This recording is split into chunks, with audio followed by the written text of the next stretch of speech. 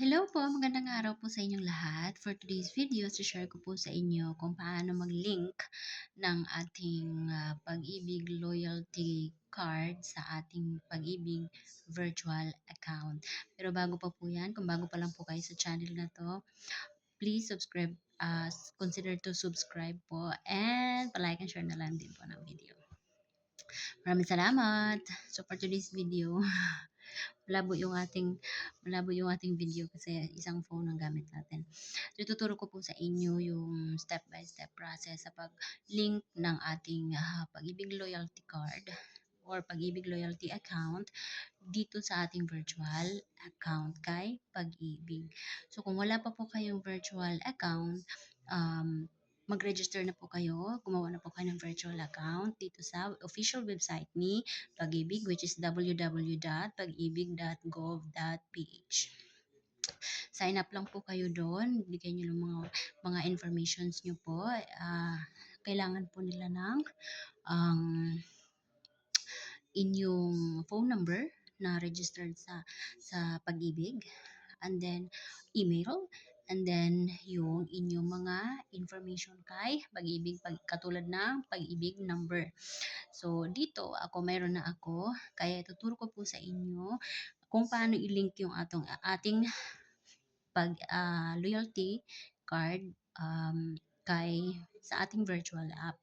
Actually, kung wala pa po kayong loyalty card, pwede po kayong kumuha. One day process lang po ito sa any Pag-ibig branch, and napakabilis lang. As in, pero may bayad siya pag kumuha, ha? 125 po ang bayad. So, meron po ako is Union Bank. Ayan, Union Bank po yung akin. Pag-ibig loyalty card. So, in this video, tuturo ko po sa inyo kung paano siya i-link. Okay, punta na tayo sa ating Pag-ibig virtual app. Dito, ayan na, loading. So, mag-login tayo dito. Ilagay natin yung ating email address at yung ating password. So, pagkabukas po, ayan na, punta tayo sa main. Okay, click natin yung main. And then, loyalty card plus. I-click natin to. And then, i-click natin next yung link account. Okay? Link account. Ayan.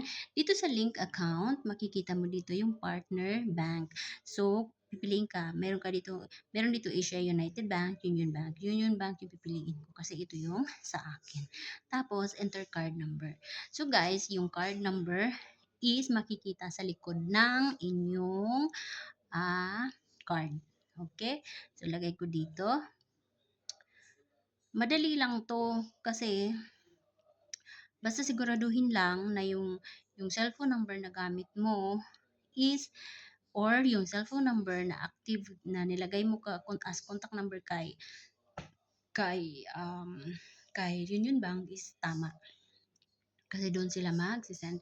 Actually, kung wala na yun, pwede naman magpa-change. Kasi ako na-change ko rin yun. Kasi nung unang punta ko kay Pag-ibig, nagkamali ng isang number. Kaya pala sabi ko, hindi ko makatanggap ng OTP. Sabi ko nang ganun. Kasi magsisend sila ng OTP for confirmation. Pumunta ako mismo sa Union Bank. Hindi ka pupunta kay Pag-ibig. Kasi doon kay Union Bank, nagkamali ng ayan na, natanggap na natin yung OTP. Doon kay Union Bank nagkamali. Yung nag-process doon sa branch ang nagkamali. So, din natin.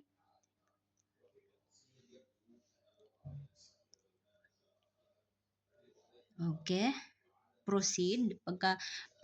Pagkalagay mo ng PIN, ng OTP, i-proceed mo na. Ayan, loading na siya.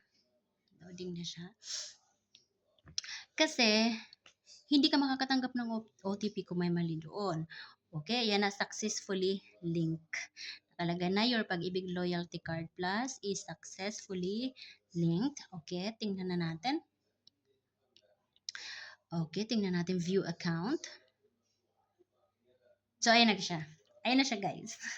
Nandito na sa ating virtual app yung ating Pag-ibig loyalty card account. Ayan na. O dito, from here, makikita nyo na po yung view transactions history. Nandito na nakalagay, nandito yung informations ko, lahat-lahat. And then, nakitang-kita din yung balance kung magkano laman ng inyong account. Ngayon naman, pwede mo rin ito siya magagamit as banking online. Pwede ka mag-banking online dito. Pero, magna-download ka ng sariling app ni Union Bank. Meron din ako niyan. Kasi, nag-ano din ako dito ng konting-konting savings lang, ganun retirement savings, makikita mo na yung balance. Nakalagay din sa taas yung available balance, which is yung aking 200. Tingnan mo, 200 plus lang yan. 221 lang laman. Kasi hindi ko to masyadong 100 lang to. Kasi mula pa nga lang mag-save. So yun, ganun lang po kadali. Napakadali lang. Siguraduhin lang na i-share ko sa inyo yung naging experience ko kasi nagkamali ako dati. Yung sabi ko, tama naman kay Pag-ibig. Pumunta ako kay Pag-ibig kasi sabi ko, mali yung, hindi ako makatanggap ng OTP kasi nakikita ko mali yung isang number. Ngayon, sabi sa akin ni Pag-ibig, tama yung contact number mo sa amin, pumunta ka doon sa branch ng Union Bank, doon ka mag-ayos. So, doon ako nag-ayos, day. Doon ako nag-process. So, dahil doon, medyo madali lang naman.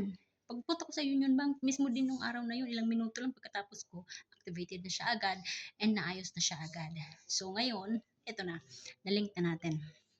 So I hope na itong video na to is nakatulong po sa inyo, nakakuha po kayo ng idea, and maraming salamat po. Maraming salamat po sa inyo. Thank you for watching. Nagmamadali ako kasi may trabaho pa ako. Actually, OFW ko, nandito ako sa Jordan. Kaya naman, masarap yung feeling. Kapag nagbabakasyon tayo, marami tayong nagagawa. At doon yung mag-aayos ka ng mga documents mo, yung mga ganito, kailangan meron ka nito kasi savings account din talaga siya. Savings account din. Ewan ko lang kung tumatanggap to ng remittance kasi hindi ko natanong sa Union Bank nung pumunta ako sa branch kasi BPI yung tumatanggap ng yung remittance ko, BPI, through BPI. So ito, maganda siya and marami naman siyang benefit na pwede mo siyang magamit. So yan. Yan masaya. Thank you for watching. Please pa-like and share po ng video na to and see you in my next video. Maraming salamat po.